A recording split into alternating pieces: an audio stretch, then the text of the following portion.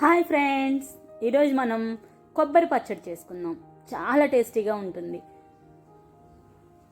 Gas మీద ఒక కళాయి పెట్టుకొని దానిలో ఒక 10 వరకు ఎండుమిర్చి వేసుకున్నాను.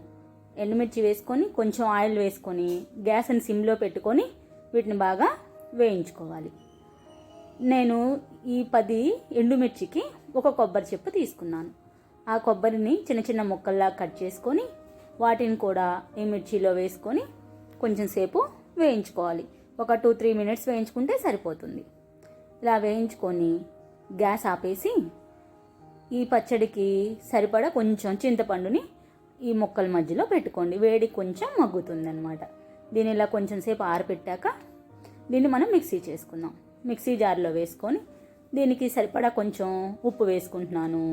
ఒక 4-5 వెల్లుల్లి రెబ్బలు వేసుకుంటున్నాను. కొంచెం జీలకర్ర వేసుకొని ఈ కొబ్బరిని బాగా మెత్తగా మిక్సీ చేసుకోవాలి. కొబ్బరి పచ్చడి వేడి వేడి అన్నంలో నెయ్యి వేసుకుంటే అండి చాలా బాగుంటుంది. ఇడ్లీ దోశల్లో కూడా బాగుంటుంది. దీంట్లో కొంచెం వాటర్ వేసి ఇంకా మెత్తగా మిక్సీ చేసుకోవాలి. దీనికి ఇప్పుడు మనం తాలింపు పెట్టుకుందాము. దీన్నంతా ఒక బౌల్లో తీసి పక్కన పెట్టుకొని తాలింపుని రెడీ చేసుకుంటున్నాను.